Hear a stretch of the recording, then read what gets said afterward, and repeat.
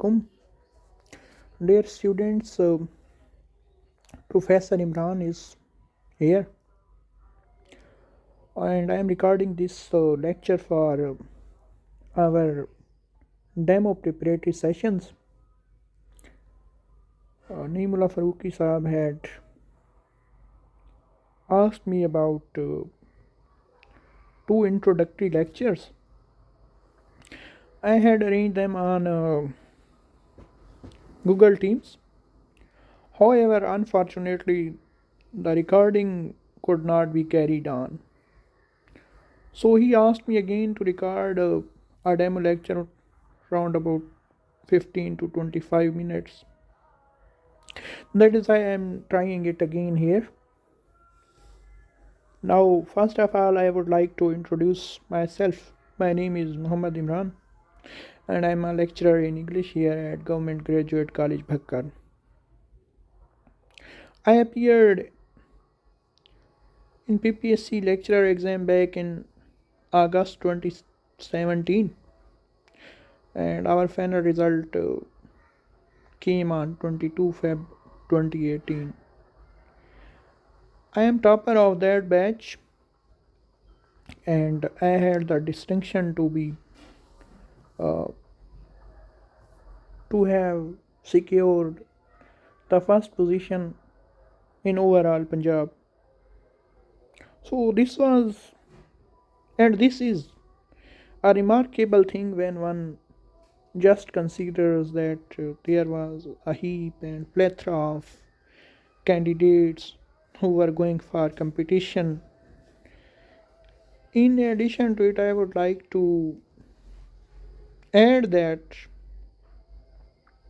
back in 2020 I had also passed my CSS written test.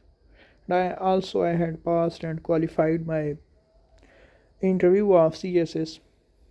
Unfortunately, on that time there were less seats and I could not secure my allocation to CSS. However, this is my first experience of teaching online, and this is all due to Naim Saab. This was, I think, is and will be enough for the introduction. Now let us come to the main point. The main point is that you are going to prepare for PPSC.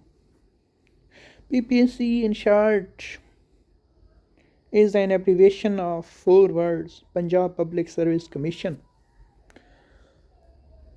It is simply a selection authority that chooses the best candidates who are appearing in an exam to secure a seat.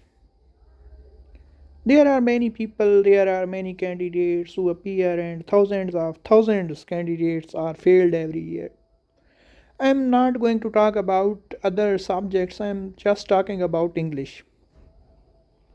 In English, you come across different posts such as SST, such as SS, such as instructor, such as lecturer, and not all the time, but after almost on average 7 to 10 years, they also select assistant professors AP grade 18. Till 2012 only there was a single formula, and that formula revolved around that the students who appeared in that exam, they would solve the subjective questions. Now the division is very clear. There is the 80-20 ratio. 80% is subject and 20% is general knowledge. For subject, you need to have a command over almost everything. You need to cover all the syllabus that is being taught in our universities. I'm talking about the major universities: Punjab University, GC University, Faisalabad, Bahauddin Zakariya University, Sargodha University, and the University Islamia University in Bahawalpur, International Islamic University, Quaid-e-Azam University, You need to have a grasp over all these universities syllabus and especially syllabus of MA because MA has been functional since uh, inception of Pakistan. BS is an infant when compared to MA. So you need to have fully prepared and fully grasped all these things. I'm just counting it again, reiterating and repeating again. There are around about 70 works which you need to prepare. I had made a list of those 70 works which I cannot find right now, but I will try to find it. Secondly, you need to study the history of literature. Thirdly, you need to study literary forms and literary movements, literary forms such as, and in addition to it, you need to study genres. This is what we call as theory part. In addition to it, every year 20 to 40, not 40, not every year, on every exam. 20 to 40 exams in this exam, 20 to 40 MCQs are taken from linguistics. So you need to prepare the linguistics as well. And in addition to it, you should have understanding of how the grammar of English works. I am suggesting you some books you can prepare from these books. For history, you should go for A Short History of English Literature by Michael Alexander. This is the best one that I have found among the many books. Secondly, for linguistics, you should prepare from Study of Language by George Yule. For literary forms and movements, you should consult either a dictionary of literary terms by Martin Gray or you should go for glossary of literary terms by M.H. Abrams. I had prepared M.H. Abrams and this is such a good book. I have told about linguistics, and as far as 20 marks of general knowledge are concerned, you should study any book that contains PPSC past paper. If you cannot prepare all those past paper, just prepare from 20 to 2024, latest one 20, 20 and 2021, 2022, 2023, and the exams that are being held now. You need to fully prepare it because general knowledge portion gives you the edge. When I appeared, because I was the topper of the written, I had got I think around about 79.625 or such kind of marks. So I had secured 18, if I remember correctly.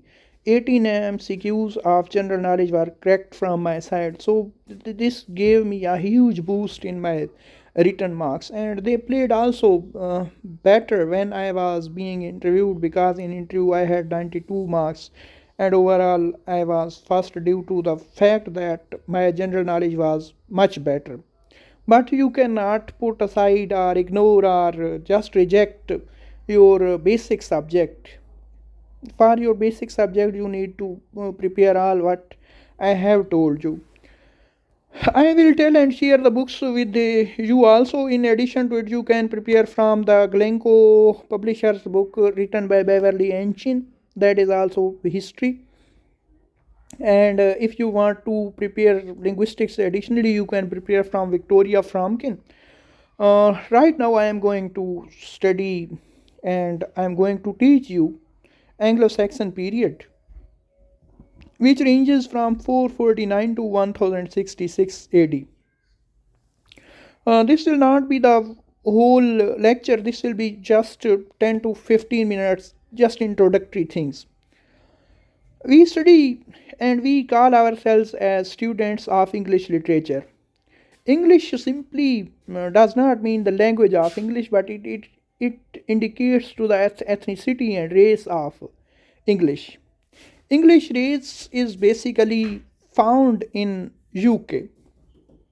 UK means United Kingdom, and United Kingdom consists of Scotland, England, Welsh, and Northern Ireland. Ireland was their part, but due to IRA, Irish Republican Army, a major chunk of Ireland got independence from Britain in 1937. However, all the world considers that England is basically English. The England is not a big state, not a big country. It is big in the manner of power and how they have accumulated colonialistic things and exploits whatever that is. I'm talking about the area. Their area is only 242,000 kilometer per square, and that is the 66% less than Pakistan, and their population is only 56 million as compared to our population. We have now 240 million people, so that is a huge difference. However, they have ruled the world, and first of all, as you know, that humans were not spread in the earth in the start. They started their migration from Africa, and they just spread all over the planet Earth. So the people who came in Britain were basically Celt, and Celts came from mainland Europe. In those days, this is about 1000 AD before BC, 1000 BC.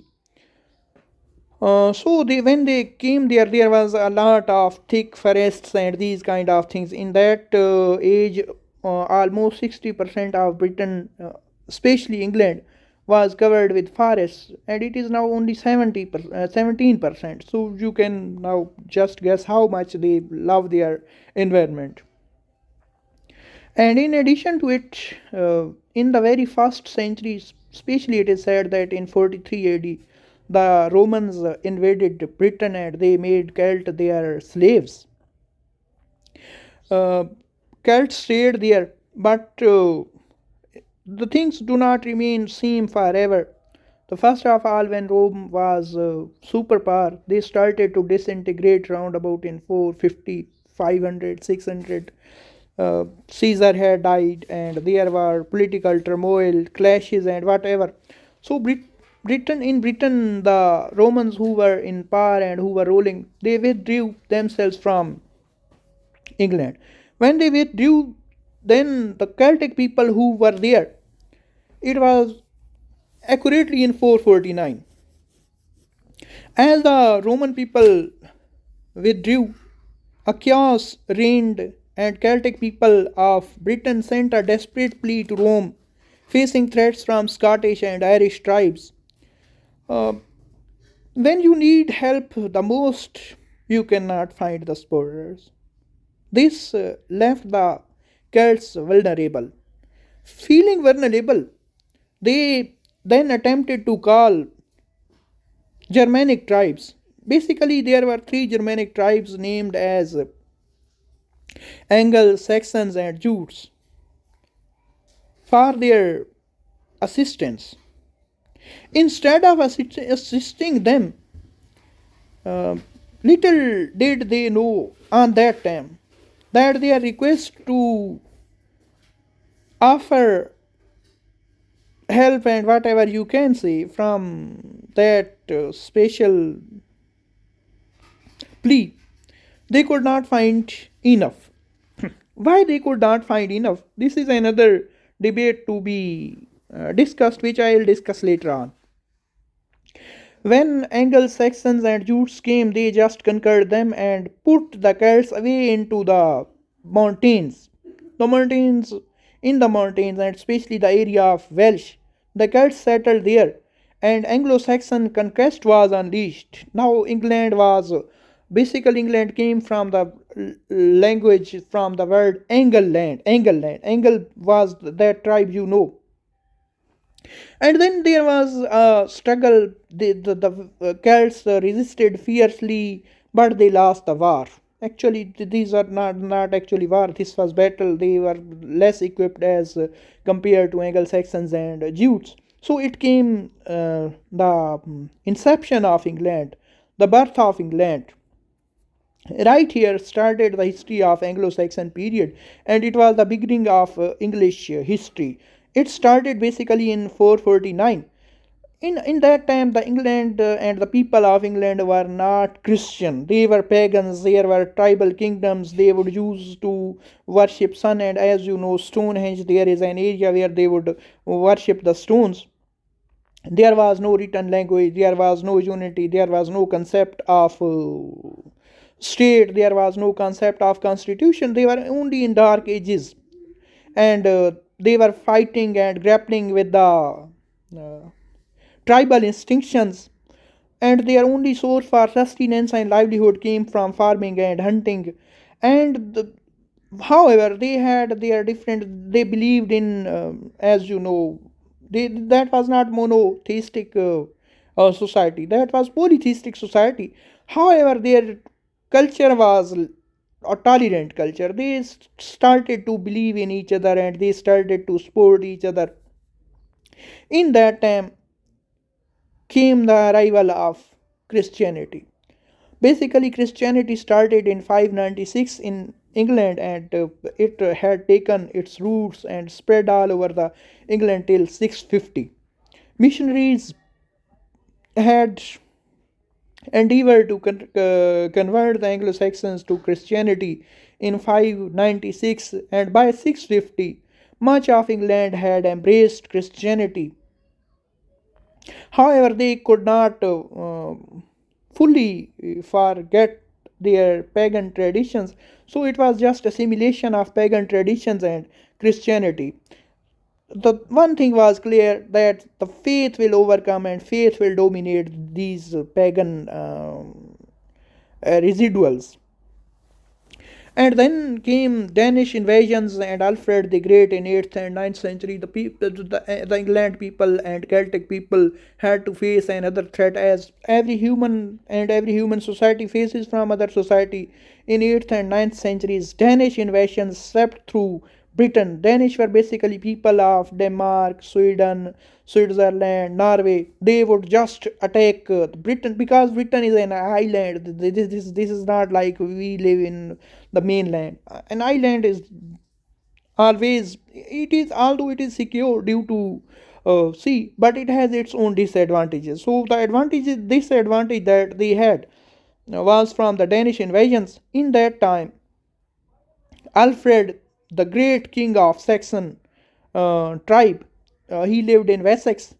He came into power in 1871 and he defeated them at the Battle of Edington. And after all, he kept on securing victories against them. That is why he was called the Alfred the Great, and he restored peace to England. When this peace was restored, he started many other works, such as giving stability and such as unifying England and these kind of things. So I think I would like to end my lecture, whatever you can say, here, and let's see. So you can study this, you can listen to this. I'm also sending you the slides. You can study from the slides, and I'm hoping that you can understand this.